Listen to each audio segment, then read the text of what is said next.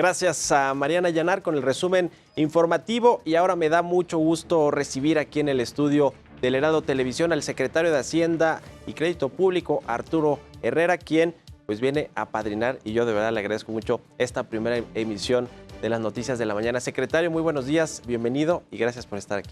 ¿Qué tal? No, gracias por la invitación y muchas felicidades. Empezaste en un día muy movido. Sí, en un día muy movido después de la elección. Usted fue a votar ayer, secretario, a Pachuca Hidalgo, su ciudad y su estado natal. ¿Cómo vio el clima allá, la atmósfera de las elecciones en Hidalgo? Mira, yo usualmente voto muy temprano. Ayer debo haber votado por ahí de las 10 de la mañana y hubo dos cosas que yo observé. Primero, una alta participación, pero muy ordenada, la gente respetando los temas de sana distancia. Y lo segundo, yo creo que un entusiasmo por participar. Uno de los primeros resultados que yo diría globales de esta elección es una participación mayor de lo que uno esperaría en unas elecciones intermedias. Y yo creo que eso es algo de lo que todos los mexicanos nos debemos felicitar. Es decir, hay claramente una intención del electorado, del ciudadano, de hacer sentir su voz, y eso es bueno para la democracia. ¿Cómo quedó la Cámara de Diputados, secretario? Por lo menos de forma preliminar, que son tendencias que ayer dio a conocer el INE hacia la medianoche. Es probable que Morena pierda la mayoría calificada, lo cual no va a ser difícil pasar los presupuestos, que son los que creo que interesan a la Secretaría de Hacienda, los presupuestos de egresos de la Federación, pero sí a lo mejor algunas otras iniciativas de reforma constitucionales, por supuesto, cambios constitucionales. ¿Qué opina de cómo quedó o va a quedar conformada la Cámara Baja en México a nivel federal? Bueno, yo creo que esas son las dos características que yo observo más importantes, ¿no? O sea, de cara a un secretario de Hacienda que siempre está pensando en cómo pasar la ley de ingresos, el presupuesto, etcétera, esto nos da tranquilidad, pero también yo siempre he dicho que uno tiene la obligación de dialogar con el Congreso independientemente, a profundidad y de manera constructiva, independientemente de si se tiene mayoría o no se tiene mayoría. Como secretario de Finanzas de la Ciudad de México, me tocó llevar paquetes económicos donde no se tenía mayoría, donde se tenía mayoría, la ley de ingresos que va a la Federación, ahí no se tenía. Entonces, yo creo que esto es el reflejo básicamente de lo que la ciudadanía está expresando, y efectivamente lo que va a ser muy complicado es pasar alguna iniciativa que requiera un cambio constitucional. Pero también, por otro lado, la Constitución tal vez no tendría que tocarse siempre, ¿no? Pues sí. El asunto de la economía mexicana, ¿qué viene para esta segunda mitad del gobierno federal? Ya se hicieron algunos cambios a las leyes que tienen que ver con el sector energético, que es un sector intensivo en atracción de inversión extranjera, de inversión nacional, de generación de empleos, y así algunos otros. La segunda parte del sexenio y la recuperación económica en este 2021, ¿cómo se ve, secretario? Mire, nosotros lo vemos como un proceso en dos fases. El primero, que todavía va a tomar unos 3-4 meses, cuando más, que es la salida de la pandemia, que implica la salida de la crisis económica. En la medida en que la vacunación ha venido progresando, la economía se ha venido recuperando incluso más rápido de lo que nosotros pensamos. Nosotros estamos pensando que probablemente vamos a estar llegando a un crecimiento de alrededor del 6.5% en este año. Pero eso lo que permite es situar a la economía en el potencial que tenía en el 2019. Es decir, sí había mucho que recuperar, y eso lo recuperaremos, pero solo nos va a dejar como estaba. Y de ahí en adelante lo que sigue, y es la segunda fase, es cómo le podemos hacer para crecer más rápido. Y a mí me parece que hay 3 o 4 elementos que son muy, muy importantes. Uno de ellos es el Tratado de Libre Comercio. Es decir, el tema más importante de la pandemia, antes de la pandemia, era cómo se iba a reorganizar el comercio mundial, y claramente a partir del conflicto entre Estados Unidos y China, y se presumía que una parte importante de esas inversiones tenían que ver a México. Nosotros vamos a seguirle apostando a eso, pero además con una serie de estrategias muy específicas. Por ejemplo, yo he estado visitando las aduanas del país, sí, y vamos a estar invirtiendo en ellas para facilitar rápidamente el tránsito. Te doy un ejemplo muy específico. Hace 2 semanas estuvimos en Piedras Negras, en Coahuila, y realizando una serie de libramientos de Torreón hacia Monclova y modernizando, que no cuesta mucho, por cierto, la aduana de Piedras Negras. Una parte importante del tránsito que sigue hacia Nuevo Laredo se puede ir a Piedras Negras ahorrando tiempo y dinero para los exportadores. Esa es una. La segunda es En estos momentos nosotros estamos en un programa para tratar de detonar la inversión privada a través de la inversión pública. Nuestros proyectos van bien, pero tenemos que seguir empujando en ese sentido. En ese sentido, paréntesis rápido, secretario, este tercer anuncio de inversión en infraestructura del sector privado viene ya pronto porque se estuvo... Sí, yo creo que viene pronto y va a tener un componente importante, por ejemplo, inversiones en puertos y aduanas, justo a lo que me refería, es decir, tiene un cariz que está tratando de poner énfasis en el tema del comercio exterior y en particular con estados. ¿Cuándo se va a anunciar este tercer paquete? Yo diría necesitamos unas cuantas semanas y había además dejar que pasar las elecciones, un elemento muy importante, había que darle su espacio a las elecciones. Yo creo que ahora vamos a poder trabajar casi de tiempo completo en eso. Y después yo diría la fortaleza macrofinanciera no nada más del gobierno, sino del país. Es decir, si recordarás en el 95 y todas las crisis anteriores, las crisis económicas venían acompañadas de una crisis financiera. En esta crisis, el sector bancario salió mejor capitalizado que como entró. Es decir, es un sector que no solamente no sufrió, sino debería en algún momento muy pronto estar en capacidad de prestar para que las empresas crezcan. Y nosotros sorteamos muy bien la parte del endeudamiento y el golpe a las finanzas públicas que trajo la pandemia, mucho mejor que otros países cercanos, países de América Latina. La reforma fiscal que viene pues en esta segunda mitad del año por lo menos comenzará a discutirse pues con todos los actores interesados. Uno de ellos son los patrones, los empresarios. ¿Va a haber consenso para sacar una reforma fiscal que no inhiba la inversión privada? No, yo creo que con los empresarios sí. Yo creo que había una relación muy constructiva, pero uno de los elementos a los que había que esperar era justo a ver cómo se daban las elecciones. Es decir, y había dos aspectos que para mí eran importantes. Uno, cómo iba a ser la conformación de los partidos ahí, y bueno, pues, la que sea se puede trabajar con eso, pero había uno que probablemente era todavía más importante para mí, el que pudiéramos pensar, y me parece que eso sucedió, que a pesar de ser unas elecciones muy competitivas, no iban a salir muy raspados los partidos entre sí. Porque cuando hay agravios es mucho más difícil llegar a consensos. Sí. Y fue muy competitiva, tal vez sí hubo algunos momentos de tensión, fueron con el INE, pero no entre los partidos. No hay gran cuestionamiento de los resultados, hay algunas elecciones, sobre todo de gobernador, que a lo mejor se van a ir al último voto, pero me parece que el Congreso va a llegar con un ánimo en donde se pueda dialogar entre ellos y puedan dialogar con el Ejecutivo, y nosotros tendremos que ir construyendo alguna propuesta con ellos. Yo creo que nosotros tenemos la obligación de preparar la propuesta de salida, pero para que una propuesta sea buena, no nada más necesita ser técnicamente correcta, sino tiene que tener posibilidades de ser aprobada y de generar consenso. Yo creo que pues, el ejemplo de lo que pasó en Colombia hace unas semanas ilustra cómo una propuesta que en el papel podría ser muy buena puede no haber llegado ni a primera base. Entonces hay que tomárselo con calma, y hay tiempo, y hay que ir consensuándolo con todos los actores. ¿Se ve más complicado sacarlo con este reequilibrio de fuerzas políticas en la Cámara de Diputados? No, yo creo que no. El tema de la mayoría está ahí. Yo creo que nunca pensamos nosotros en que cualquier propuesta iba a tener cambios constitucionales. Yo creo que lo más importante es tener el consenso más allá de las mayorías o no. Es decir, finalmente el acuerdo tributario es un acuerdo que a veces se nos olvida, es mucho más profundo. Básicamente es un acuerdo entre una nación de qué vamos a pagar y hacia dónde lo vamos a dirigir. Yo tenía un colega que decía que era un reflejo del contrato social, de qué quiere un país y cómo vamos a contribuir todos a ellos. Y en ese sentido es importante tener un diálogo amplio. ¿Va a ser una reforma administrativa o va a ir a fondo en temas de impuestos? ¿Va a aumentar la recaudación, que es muy baja de los países de la OCDE? Así es, yo creo que el saque inicial, donde va a iniciar la conversación, es en una parte administrativa. Hay muchas cosas que se pueden corregir y los temas administrativos no son menores.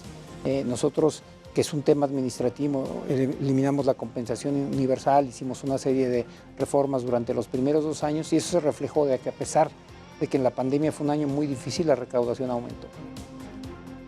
Las tasas de interés, secretario, ¿cómo se ve hacia el final del año la política monetaria que le toca al Banco de México, pero es parte de la política económica? Si hay un aumento de tasas de interés hacia el final del año, ¿va a retrasar la recuperación económica? Yo no veo un escenario en el que vaya a haber un aumento de tasas de interés, ¿no? Hay que recordar que esto opera a través de 2 canales. La política monetaria en todos los países lo que afecta es la tasa de muy corto plazo, y eso en principio baja la curva de rendimientos. Lo que hemos estado viendo, sobre todo en Estados Unidos, es que la política monetaria sigue teniendo la tasa de interés prácticamente en cero, en el piso, pero ha habido aumentos en la parte larga de la tasa de interés, la que determinan más bien los inversionistas en el mercado. Y nosotros estamos atentos a lo que se ha venido diciendo en el Banco de la Reserva Federal en Estados Unidos, en el Banco Central Europeo. Lo que ellos vienen señalando es que uno tiene que ver un poquito en el mediano plazo y que esta va a ser una recuperación que viene de una parte muy baja y que probablemente van a ver esas tasas en esos niveles. Para el caso mexicano, lo más importante es determinar cuáles son los determinantes de la inflación. A nosotros nos parece que algunos de esos determinantes son claramente de corto plazo. Por ejemplo, hemos visto aumentos en los precios de los materiales de limpieza, en las computadoras, etcétera, que claramente están asociados a que las familias pasan más tiempo en la casa. Ahora que mencionaba, secretario, el asunto del gasto público y el presupuesto federal del gobierno, ¿qué tanto va a cambiar para el próximo año 2022 pues esta reestructura del gasto precisamente para impulsar la inversión privada? No sé, veo el tema de los programas sociales, de los proyectos de infraestructura del presidente López Obrador, que son 4 y son muy claros. ¿Qué va a cambiar? ¿Qué sorpresas vamos a encontrar en el paquete económico que se mande para el 2021? Bueno, algunas de las sorpresas no las vas a encontrar en el paquete. Mira, te doy un ejemplo del tipo de proyectos que vamos a empujar. Y te doy dos, uno que ya mencioné. Nosotros vamos a invertir en la aduana de Piedras Negras, pero el Estado, a través de proyectos de asociación pública-privada, va a invertir en los 5 libramientos que van de Torreón a Monclova. Te doy otro ejemplo. El puerto más importante del país es Manzanillo. Y a diferencia de otros puertos, como Lázaro Cárdenas, la carga sale fundamentalmente por tierra. Entonces nosotros vamos a invertir directamente en el puerto, vamos a invertir en las calles aledañas porque la actividad del puerto está saturando al municipio, pero por ejemplo el Estado está realizando ya una concesión, un libramiento que da la vuelta a la ciudad de Colima, y esa es una inversión exclusivamente privada. Entonces lo que uno tiene que buscar es cómo se van a ir dando esta combinación de algunos proyectos de infraestructura que puedes encontrar en el presupuesto junto con proyectos privados que no vas a encontrar en el presupuesto, pero que en su conjunto hacen sentido. Hablando de la reforma fiscal, y me regreso un poquito, secretario, porque en muchos países, sobre todo desarrollados, incluso del G20, ya se comienza a hablar y a aprobar impuestos a los ricos, impuestos a quienes más tienen para tratar de equilibrar la generación de ingresos para el Estado, para los gobiernos. ¿En México va a haber algo de esto? Se habla mucho del impuesto a las herencias, hay iniciativas por parte de legisladores de Morena para gravar pues a quienes más tienen, ¿no? A quienes tienen mayores percepciones en ingresos. ¿Va a suceder algo de eso? Mira, si empiezo un poco con la idea que tú estabas mencionando de qué está pasando a nivel internacional, yo diría que hay dos grandes preocupaciones. Una preocupación por la equidad, es decir, las sociedades se han vuelto más desiguales, y eso es muy curioso porque hay una preocupación en Europa, en Estados Unidos, y son países muchísimo menos desiguales que México, pero ahí ya los preocupa. Y en particular les preocupa, por ejemplo, los niveles de riqueza que llegan a tener los muy ricos, ¿no? y que contribuyan de manera correcta. La segunda preocupación que tienen es cómo generar un crecimiento que sea sustentable, es decir, que no le esté pegando al medio ambiente y que permita salir de la pandemia. Entonces, las están pegando estas dos preocupaciones en el sentido de que una salida para el crecimiento, un nuevo crecimiento, va a requerir nuevos recursos. En ese sentido, el discurso va alineado.